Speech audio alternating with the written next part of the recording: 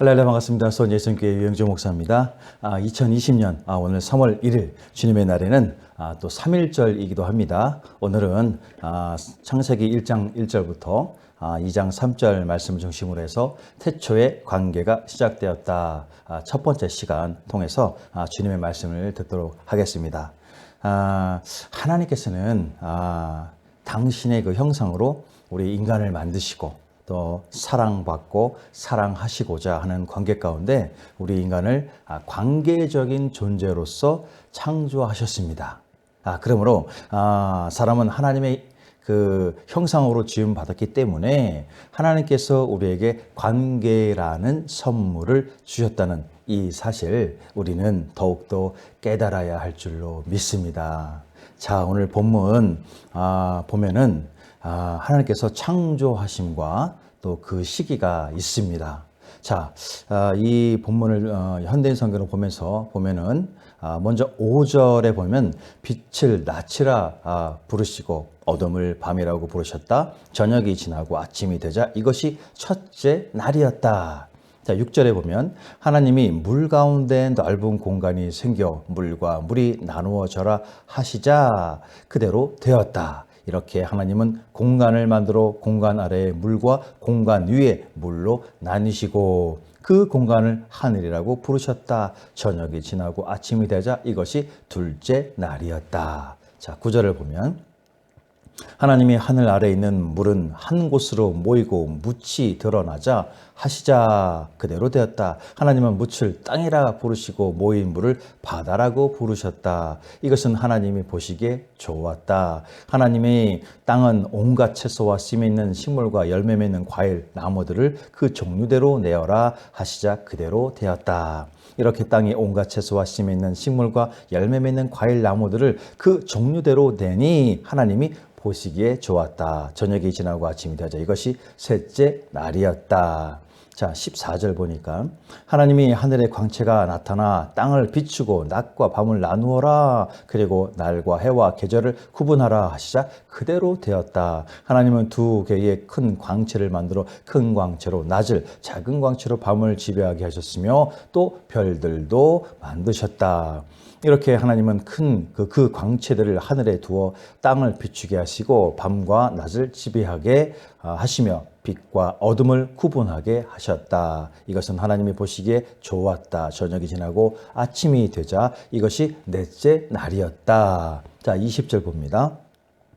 하나님이 물에서 생물이 번성하고 공중에는 새가 나르라 하고 말씀하셨다. 이와 같이 하나님은 거대한 바다 생물과 물에서 번성하는 갖가지 물고기와 날개 달린 온갖 새들을 창조하셨다. 이것은 하나님이 보시기에 좋았다. 하나님이 이것을 다 축복하시며 바다의 생물들은 번성하여 바다를 채우고 공중의 새들은 번성하여 땅을 채우라 하셨다. 저녁이 지나고 아침이 되자 이것이 다섯째 날이었다. 자, 24절 봅니다. 하나님이 땅은 온갖 생물, 곧 가축과 땅에 기어다니는 것과 짐승들을 들짐승들을 그 종류대로 내어라 하시자 그대로 되었다. 그리고서 하나님은 우리의 모습을 담은 사람을 만들어 바다의 고기와 공중의 새와 가축과 온 땅과 땅에 기어다니는 모든 생물을 지배하게 하자 하시고 자기 모습을 닮은 사람, 곧 남자와 여자를 창조하셨다. 그리고 하나님은 그들을 축복하여 이렇게 말씀하셨다. 너희는 많은 자녀를 낳고 번성하여 땅을 가득 채워라. 땅을 정복하라. 바다의 고기와 공중의 새와 땅의 모든 생물을 지배하라. 내가 온 땅에 심에 있는 식물과 열매 맺는 모든 나무를 너에게 주었으니 이것이 너희 양식이 될 것이다. 그리고 땅의 모든 짐승과 공중의 모든 새와 땅에서 움직이는 모든 생물들에게 푸른 풀과 식물을 내가 먹이로 주었다. 하나님이 자기가 창조한 것을 보시니 모든 것이 아주 훌륭하였다. 저녁이 지나고 아침이 되자 이것이 여섯째 날이었다. 그리고 2장 2절을 보면 하나님은 모든 일을 마치시고 일곱째 날에 쉬셨다. 할렐루야. 자, 하나님께서 천지를 창조하신 때를 우리는 태초라고 성경은 말씀하고 있습니다. 자, 태초란 영원부터 시간이 시작되는 시작의 근원이 되는 시점인 것입니다. 곧 영원으로부터 시간이 분리되어 나온 시점이 바로 그때가 태초라는 것입니다.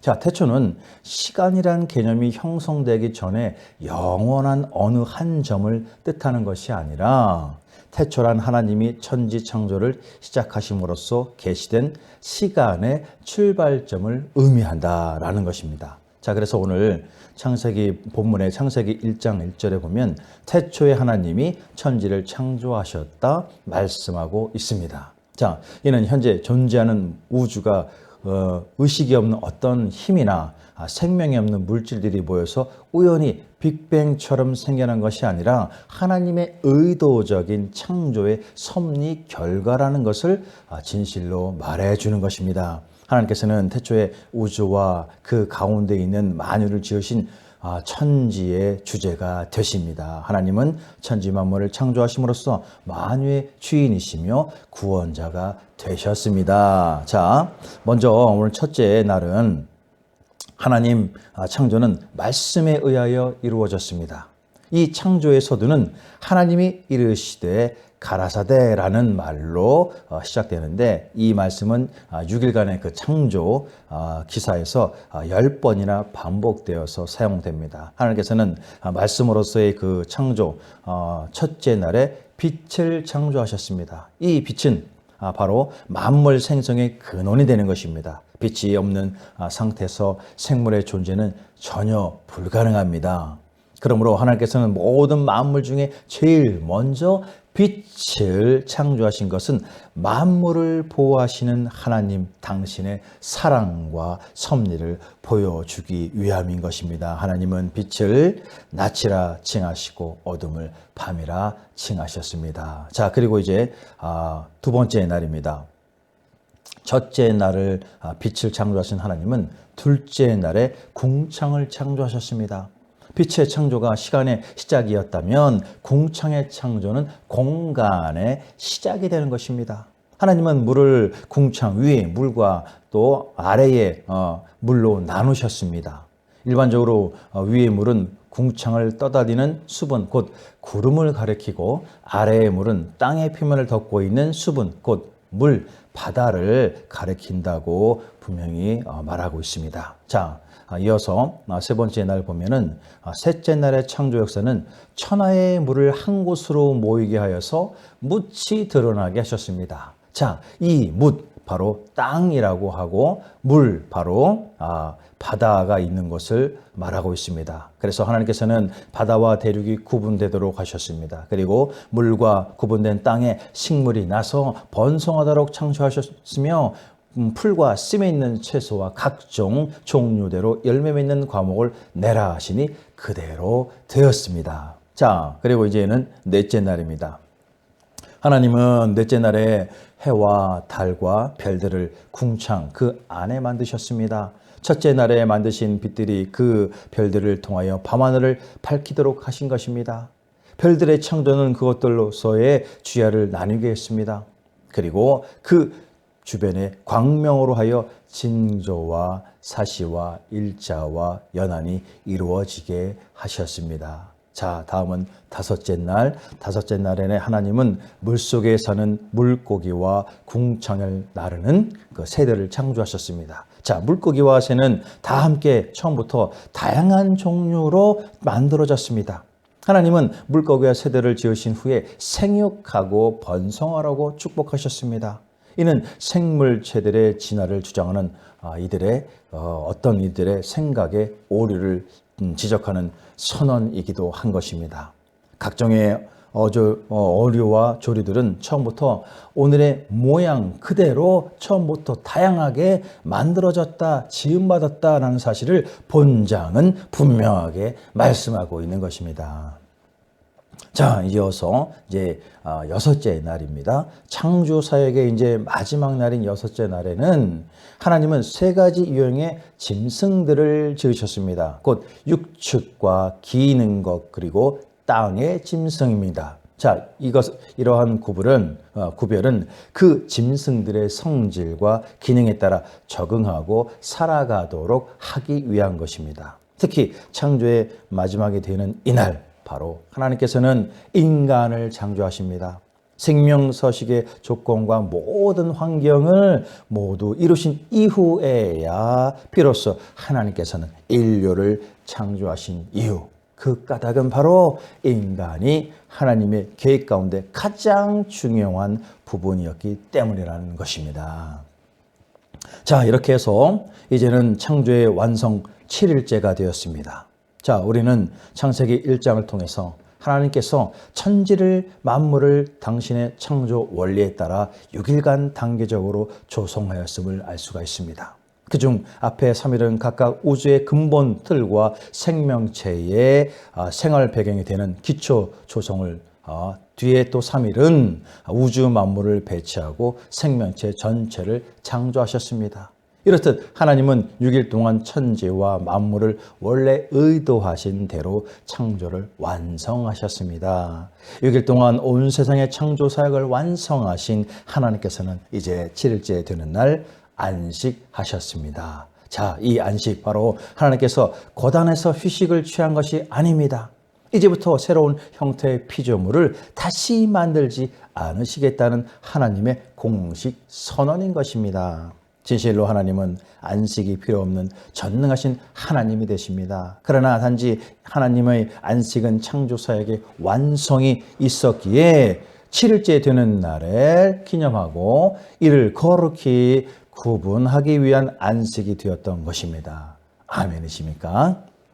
자, 이제 본문에 보면은 1장 그 26절에 자, 하나님께서 우리 또는 우리의 이런 말, 대명사를 사용하시는 것을 통해서 하나님의 어떤 면을 우리는 깨닫게 되는 것입니다. 자, 우리 또 우리의 이런 말, 하나님께서 왜 이런 말을 사용하셨을까? 자, 사람의 창조는 다른 피조물들의 창조에서 그보다도 더 신적인 지혜와 능력이 더욱 두드러지게 그리고 직접적으로 드러난 행위인 것입니다. 자, 이제까지는 빛이 있으라, 궁창에 있으라, 땅이나 물은 이러저러한 것들을 내리라 하는 식의 말씀만 있었습니다. 그러나 이제는 명령의 말씀이 의논의 말씀으로 바뀌어집니다. 자, 우리가 다른 피조물을 지은 것은 사람을 위함이었다. 이제 우리가 사람을 만들자. 이 일은 우리가 우리의 손으로 직접 해야 할 일이다. 자, 이전에는 하나님께서 권위를 가진 자로서 말씀하고 계십니다. 아마도 그분께서는 이렇게 말씀하셨을 것입니다. 드디어 준비 작업을 마쳤으니 이제 본격적으로 일을 시작하자. 자, 사람을 만들자. 사람은 이제까지 만들어진 모든 것과는 다른 피조물이 되어야 했습니다. 육체와 영혼이 하늘과 땅이 그 안에 합쳐져야 했던 것입니다. 사람은 두 세계에 다 연결되어야 했습니다. 그래서 하나님은 친히 사람을 짓는 일에 착수하실 뿐만이 아니라 마치 그 일을 협의하기 위한 의논을 하는 것처럼 당신 자신을 표현하기를 아주 기뻐하십니다. 자, 우리가 사람을 만들자. 성부, 성자, 성령의 삼위 하나님이 그 일에 관한 의논하고 의견의 일치를 보았습니다.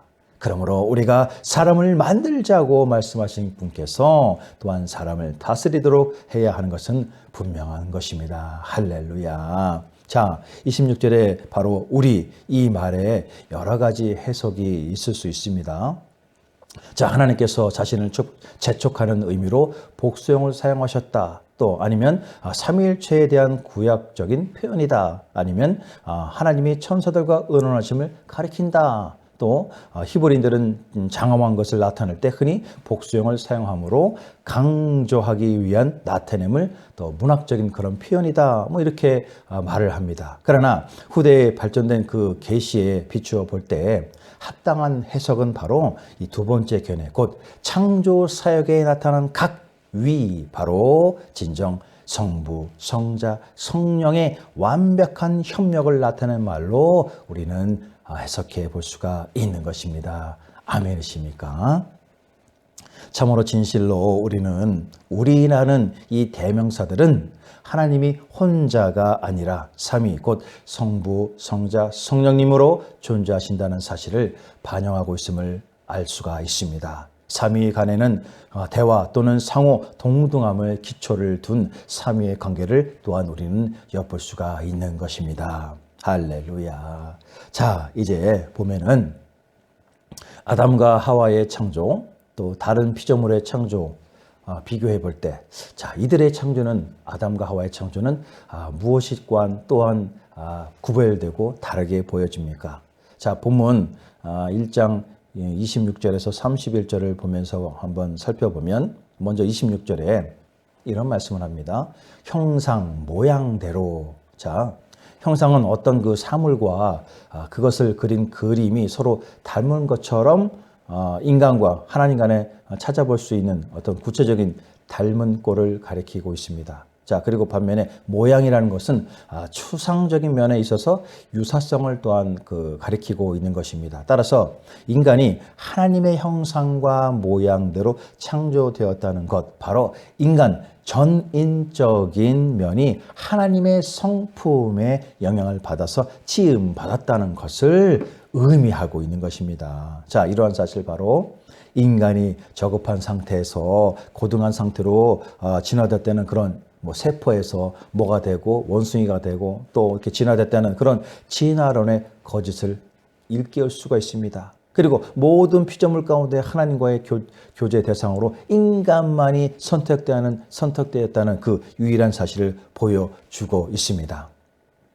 자, 그러나 창조 시에 부여된 이 하나님의 형상과 모양은 죄악으로부터 타락시키고 또 훼손되고 말았습니다. 자, 그러므로 이는 더 이상 이루어질 수가 없고 상실되지 아니하고 그 흔적만 남아 있게 됩니다. 자, 하나님과의 교제를 가능해 하는 바로 그 접촉점만 남게 되는 것입니다. 자, 따라서 우리는 인간이 피조물 중에서 얼마나 고귀한 존재인지를 능히 깨달을 수 있는 반면에 타락으로서 죄악으로 인해서 타락한 그 타락으로 말미암는 인간의 비하 역시도 얼마나 바보 같은 것인지를 새삼 깨달을 수가 있는 것입니다. 자, 그리고 사람 곧 아담이란 말을 합니다. 자, 이것은 창조사역의 절정의 창조를 말합니다. 창조의 면류관 역시 사람이라는 것입니다.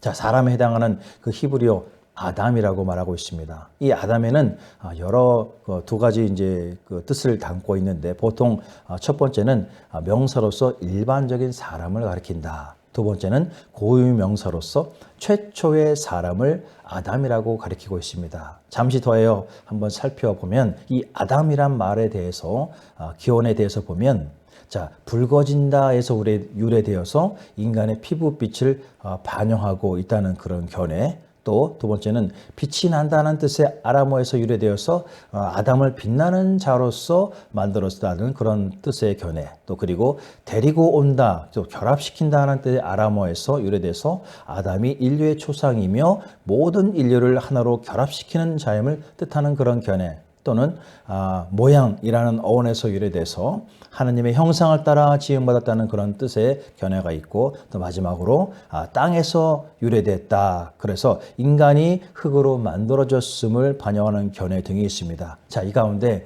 가장 성경적인 것은 마지막 다섯 번째, 땅에서 유래됐다. 인간이 흙으로 만들어졌음을 반영한다라는 견해가 가장 성경적이다라고 볼 수가 있습니다. 자, 이어서 계속해서 보면 다스리게 하자라고 하는데, 자, 이는 주권을 잡다, 지배하다, 세력을 떨친다, 통치하다, 그런 뜻으로서 인간이 다른 피조물들을 주관할 수 있는 권위와 능력을 하나님께로부터 부여받은 월등한 존재로서 다른 피조물들에게 통치권, 곧 가꿀 수 있음을 보여주는 말이 되는 것입니다. 자, 다스리자, 통치권, 바로 아무렇게나 무자비하게 그런 것이 아니라 가꾸고 돌보는 그런 다스림을 말하는 것입니다. 자, 그리고 정복하라, 발로 밟다, 복종하게 하다, 또 이 땅을 자신의 것으로만 여기고 마음대로 행하는 것, 그렇게 해도 좋다, 그런 뜻이 결코 아닙니다. 자, 진정 선한 목적을 따라서 땅 속에 포함된 그 자원까지도 개발할 때도 인류를 위해서 유용하게 이용하라는 그런 의미를 담고 있는 것입니다. 자, 이제 29절 이하를 보면 너희 식물이 되리라 이런 말이 나오는데, 처음 인간은 동물에게도, 인간과 동물에게도 채식만이 허용되었다라고 볼 수 있는 그런 말입니다. 자, 육식은 죄악으로 인해서 타락한 후 노아 홍수 사건 이후에야 시작되었음을 우리는 알 수가 있습니다. 자, 이는 피 흘림이 뒤따르는 육식 행위는 진정 하나님이 원하시는 본래의 뜻이 아니었다라는 것을 우리는 깨닫게 됩니다. 따라서 처음 창조할 때 허용되지 않았던 이 육식이 바로 타락 후에 허용되었다는 사실, 곧 처음 낙원이 다시 창조되는, 반드시 있어야 한다는 사실을 우리는 깨닫게 됩니다. 자, 그런데 이 낙원에 다시 창조되는 것, 재창조는 온전히 예수 그리스도의 십자가 피 흘림으로만 이루어지며 그렇게 되었고, 이제 그렇게 이루어지고 있으며 진실로 마지막이 이루어질 것입니다. 아멘이십니까? 자, 진실로 사람은 하나님의 형상과 하나님의 모양대로 따라 지어졌습니다. 이 두 단어 바로 같은 뜻을 의미하며 서로가 그 뜻을 더욱더 잘 나타내 만들어줍니다. 자, 형상과 모양, 이런 말 바로 가장 닮은 상태를 의미합니다. 그러나 그럴지라도 여전히 하나님과 사람 사이에는 무한한 거리가 있습니다. 이 거리, 오직 예수 그리스도, 하나님과 같은 속성을 지닌 하나님의 독생자만이 하나님과의 또 사람과 친밀하게 할 수 있는 그런 분이 되십니다. 인간은 하나님의 형상으로 지음받았습니다. 하나님은 또한 사람들에게 어느 정도 당신이 가지신 권위와 창의력을 허락하셨습니다. 그렇게 함으로써 하나님은 인간을 다른 모든 피조물보다 더 축복하고 영예롭게 하여 존중하시며 사랑하십니다. 할렐루야. 자, 하나님의 창조 사역과 그 가운데 인간의 창조. 자, 하나님과 인간의 관계성을 우리가 볼 수가 있습니다. 자, 요즘에 중국 우한 폐렴 독감 바이러스가 창궐하는 때에 우리가 가장 소원하는 것이 무엇이 있겠습니까? 아마도 누구나가 이 중국 우한 폐렴 독감 바이러스로부터 자유롭게 벗어나는 것입니다. 그만큼 인간에게는 눈에 보이지 않는 이 중국 우한 폐렴 독감 바이러스와 같은 악성균들로부터 영향을 받지 않기를 바라는 인생의 삶에 대한 집요함이 다 있기 때문입니다. 자, 이처럼 사람들은 육체적인 생명에 있어서도 강한 애착이 있지만 이에 비해서 영적인 생명을 지키기 위한 진정한 생명에는 아무런 관심도 갖고 있지 않음을 알게 됩니다. 진실로 우리 각자의 인생에 필요한 것, 육신의 생명을 위한 것보다도 영적인 생명이 무엇보다 더 큰 관심이 대상이 되어야 한다는 사실, 우리는 잊어서는 안 될 것입니다. 이는 영적 생명을 얻지 못하는 자는 육으로 살았으나 이미나 그는 죽은 존재이기 때문입니다. 그렇다면 이미나 영적으로 죽은 존재인 우리가 회복되고 영원한 생명을 얻게 되는 길, 어떠한 것입니까? 여러분, 우리 인간들의 삶 가운데 가장 중요한 것 무엇이라고 생각하십니까? 이런 질문을 하면 사람들은 말합니다. 의식주라고 말입니다. 물론 사람의 삶 가운데 필요한 것이 사실인 것은 분명합니다. 하지만 그 어떤 문제보다도 진정 우선하여 해결해야 할 것은 바로 하나님과의 멀어진 관계, 곧 하나님을 적대시하는 죄악으로 타락한 사람과 또 하나님과 인간 사이의 관계를 회복해야 한다는 것입니다. 왜냐하면 하나님이야말로 우리 인생의 영원한 생명과 생사화복을 주관하시는 한 분 하나님이 되시기 때문입니다. 우리는 인생들의 생명과 삶을 주장하시는 하나님, 그분과 적대 관계를 이루는 것은 결국 생명의 멸망, 영원한 죽음을 맞게 될 것입니다. 그런데 여기서 문제는 인간의 그 어떠한 노력에도 불구하고 하나님과의 적대 관계를 회복할 수 없다는 것입니다. 인간의 노력을 하면 할수록 오히려 하나님의 뜻을 거스리고 하나님의 권위에 도전하는 죄악된 얕은 행위만을 저지르게 될 뿐입니다. 진정 오직 한 분 하나님만이 당신과 우리와의 원수된 관계를 해결할 수 있는 유일한 하나님이 되십니다. 이는 하나님께서 당신의 독생자 예수 그리스도를 십자가의 보혈을 통해서 우리에게 화해를 베푸신 은혜로서만이 가능한 것입니다. 그리고 하나님께서는 우리에게 당신과의 원수 관계를 회복하고 하기를 진정 원하십니다. 그리고 이에 그치지 않고 우리로 하여금 당신과 함께 날마다 대화하고 교제할 수 있도록 그런 길을 여시고 우리의 심령의 감격과 은혜로 가득 채워주시고 인도하여 주십니다. 이에 사도 요한은 말합니다. 볼지어다 내가 문 밖에 서서 두드리노니 누구든지 내 음성을 듣고 문을 열면 내가 그에게로 들어가 그와 함께 먹고 나와 함께 먹으리라. 하나님께서는 지금도 양이 되어야 하는 우리에게 진실된 목자가 되시어 함께 하시고 동행하시기를 원하시며 지치고 외로운 인생 가운데 날마다 영원한 하늘 천국의 삶을 살기를 은혜 베푸시는 사랑의 하나님 한 분임을 잊지 말아야 할 것입니다. 진실로 온 세상 천지를 창조하신 창조주 하나님에 대한 말씀, 피조물인 우리 인간에게 인생의 바른 의미를 찾는 길은 진정 오직 창조주시며 주권자이신 하나님과의 올바른 관계, 태초에 시작된 바른 관계, 곧 창세 때에 하나님의 뜻하심 아래 형성된 창조주 하나님과 피조물 인간과의 바른 관계에서만이 가능함을 오늘 말씀 가운데 깨닫게 되는 줄로 믿습니다. 아멘이십니까?